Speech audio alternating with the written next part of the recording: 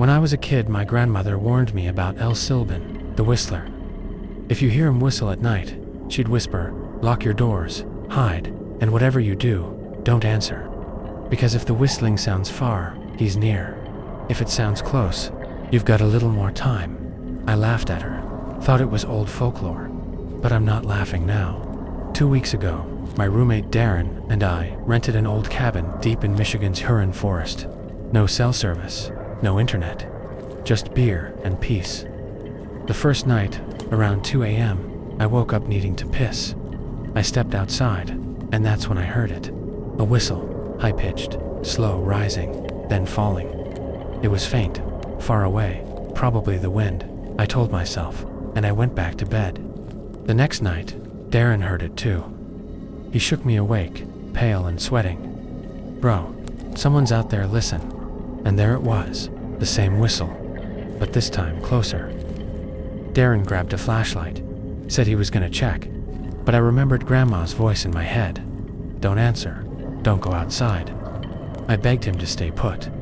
The whistling faded, for now, but that morning, we found footprints around the cabin, long, narrow, almost skeletal, circling the house over and over. Then we saw the dead raccoon on the porch. Its body was twisted, ribs crushed like someone had squeezed it until it popped. Darren said it was a wolf, but wolves don't leave prints like that, and they sure as hell don't whistle. That night, it came back. Louder, it circled us. Far near, round and round, until the sound felt like it was right behind my ears.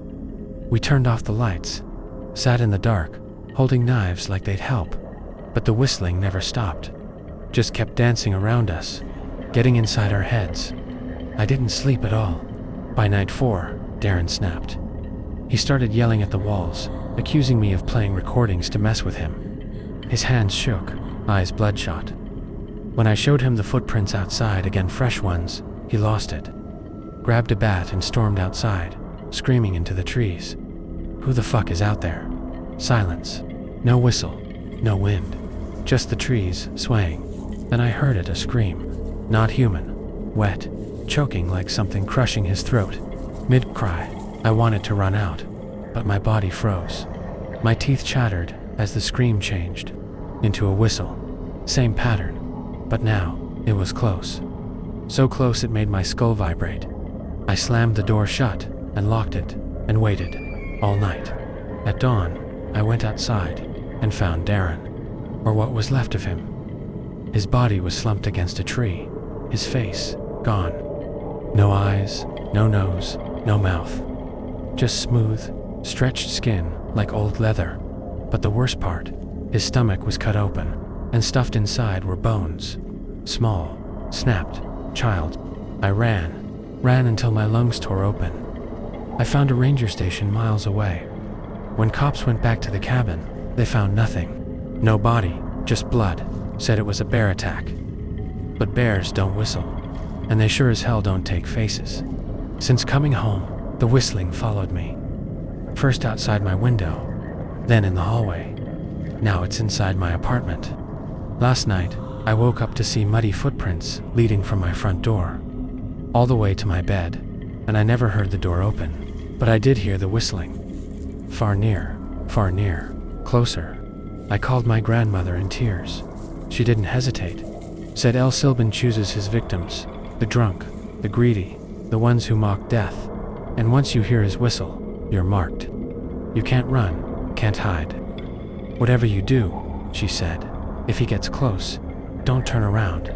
If you see his face, he takes yours. Last night, I swear to God, I felt breath on my neck, hot, rotten, and the whistling, it wasn't in the room anymore. It was inside my head, like someone blowing into my skull. I stayed still, didn't look, but today, I found tiny bones on my floor, and muddy handprints on the inside of my closet door. Now, as I write this, I can hear it louder than ever. It's not in the closet anymore, it's behind me. So loud, it makes my eardrums pulse. Far, near, I don't have much time, but I have to know, I have to see, just once. I'm going to turn around now. If anyone finds this, Don't answer the whistler, no matter how close he sounds.